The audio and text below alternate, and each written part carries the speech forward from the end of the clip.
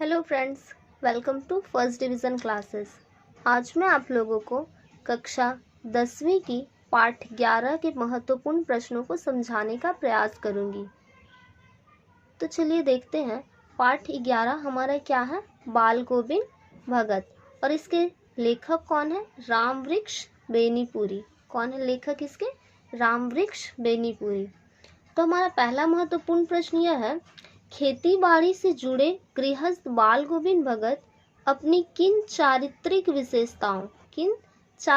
विशेषताओं के कारण साधु कहलाते थे। ठीक है, क्वेश्चन में यह पूछा जा रहा है, बाल गोविंद भगत जी जो हैं वो तो खेती बाड़ी से जुड़े हैं, गृहस्थ व्यक्ति थे, लेकिन उनका चरित्र में ऐसा क्या विशेषता था जिनके कारण लोग उसको क्या बोलते थे? उनको साधु बोलते थे। साधु का तो जीवन आप लोग भी जानते हैं, साधु का जीवन कैसा होता है? गृहस्थ जीवन नहीं होता है, घर परिवार इन सब से मतलब नहीं होता है। ठीक है, लेकिन बाल गोविंद भगत तो गृहस्थ व्यक्ति थे, वो घर भी था, उनका परिवार भी था, तो वो साधु कैसे, लोग उनको साधु क्यों बोलते थे? ठीक है, ये प्रश्न पूछा गया है। तो इस पाठ में लिखेंगे हम लोग, प्रस्तुत पाठ बाल गोविंद भगत। पाठ क्या है? बाल गोविंद भगत के माध्यम से लेखक कौन है इनके? रामवृक्ष बेनीपुरी। रामवृक्ष बेनीपुरी यह कहना चाहते हैं कि ये आप लोग इसी तरीके से आंसर को लिखिएगा। ठीक है, इसका उत्तर आप लोग भी इसी प्रकार से लिखिएगा। प्रस्तुत पाठ का नाम पहले, उसके बाद क्या लिखेंगे? लेखक का नाम। ठीक, क्या कहना चाहते हैं? कहना ये चाहते हैं, बाल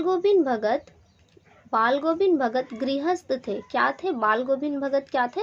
गृहस्थ थे, मतलब उनका घर परिवार वाले थे। ठीक, वे साधु तो थे पर वैसे साधु नहीं थे जैसा सामान्यता माना जाता है। ठीक है,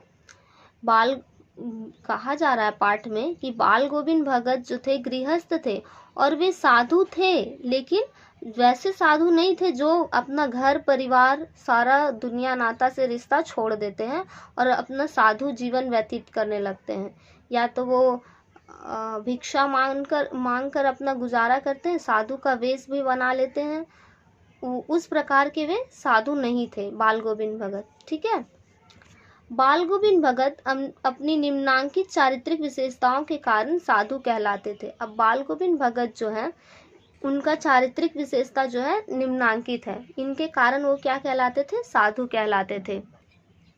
पहला यह था उनका विशेषता, बाल गोविंद कबीर को मानते थे और उन्हीं के गीत गाते थे।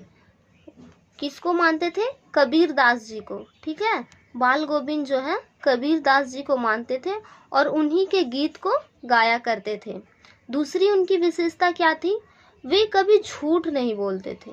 वे कभी झूठ नहीं बोलते हैं। आजकल देखिए हर व्यक्ति क्या है, अपनी गलती को छुपाने के लिए या हर किसी भी प्रकार से झूठ बोलता ही है, बट जो बाल गोविंद भगत थे वो कभी भी झूठ नहीं बोलते थे और क्या, खरा व्यवहार रखते थे।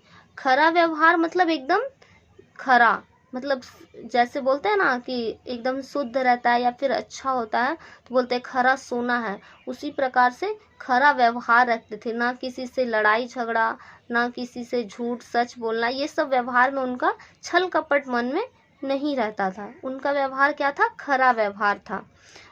तीसरी उनकी विशेषता क्या थी? वे दूसरों की किसी चीज या स्थान को अपने व्यवहार में नहीं लाते थे।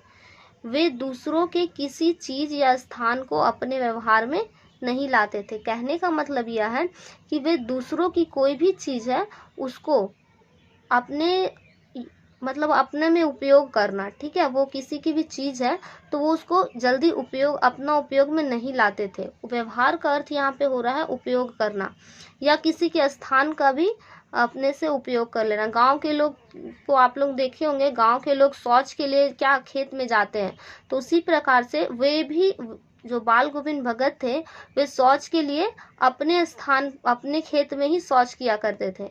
तो इस कविता में जो है स्थान का अर्थ यही बोला जा रहा है, कविता मैंने गलती से बोल दिया। इस पाठ में बोला जा रहा है, स्थान का अर्थ यहाँ पे प्रयोग किया जा रहा है शौच के लिए। गांव के लोग, इस पाठ में जो है गांव के बारे में बताया गया है, तो इस पाठ में भी वही बताया जा रहा था कि बाल गोविंद भगत जी है वो दूसरों के स्थान में भी शौच नहीं किया करते थे, वे अपने ही खेत का अपने ही खेत को उपयोग में लाते थे शौच के लिए भी। ठीक है। चौथा पॉइंट ये है, वे सुख दुख की भावना से ऊपर थे। वे सुख दुख की भावना से ऊपर थे। उनका जो चारित्रिक विशेषता यह भी है कि वे सुख की भावना और दुख की भावना से ऊपर थे। उनको दुख में सुख में इन सब की भावना उनके मन में नहीं आती थी, वे इन सब से ऊपर थे और वे भगवान या भक्ति में लीन रहते थे। दूसरा हमारा महत्वपूर्ण प्रश्न यह है, भगत की पुत्र वधू उन्हें अकेले क्यों नहीं छोड़ना चाहती थी। भगत की जो पुत्र वधू का अर्थ होता है क्या, बहू। ठीक है, पुत्र वधू का अर्थ क्या होता है, बहू। उनकी जो भगत की पुत्र वधू थी उन्हें अकेले क्यों नहीं छोड़ना चाहती थी। क्वेश्चन दूसरा हमारा महत्वपूर्ण प्रश्न यह है। तो इसका आंसर हम लोग देखेंगे।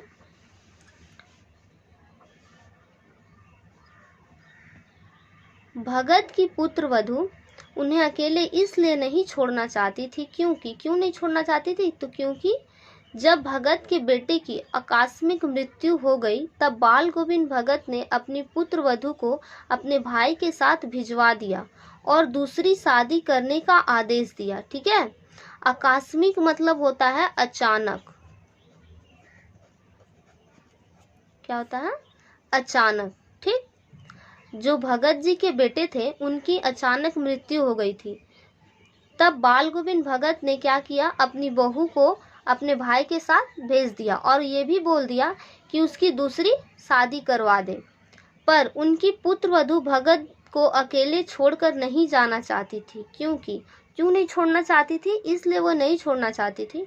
लेकिन जो उनकी पुत्र वधू थी उनको जाने का इच्छा नहीं था और वो इसलिए नहीं छोड़ना चाहती थी उनको, क्योंकि पहला पॉइंट ये है, पहला, उसके जाने के बाद उनके लिए बुढ़ापे में भोजन बनाने वाला कोई नहीं था।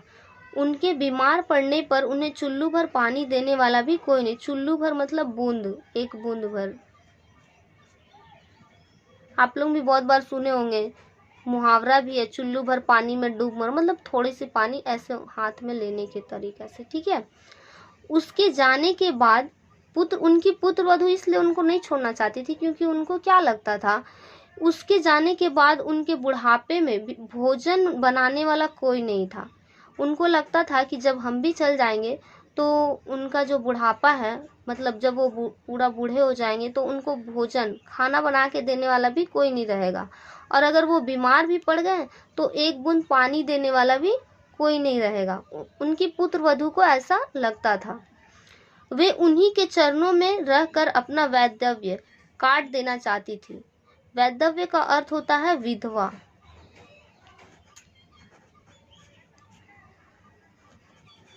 विधवा जीवन। ठीक है। वो क्या चाहती थी कि उन्हीं के चरणों में रहकर वो अपना विधवा जीवन जो पूरा है बिताना चाहती थी। ठीक है। हमको लगता है कि आप लोगों को ये सभी प्रश्न उत्तर अच्छे से समझ में आ गए हो। अगर इसके बावजूद अगर इसमें भी आपको कुछ प्रॉब्लम है, कुछ समस्याएं अगर हो रही हैं, तो आप मुझे कमेंट कर पूछ सकते हैं। मैं आपकी कमेंट का जवाब जरूर दूंगी। धन्यवाद।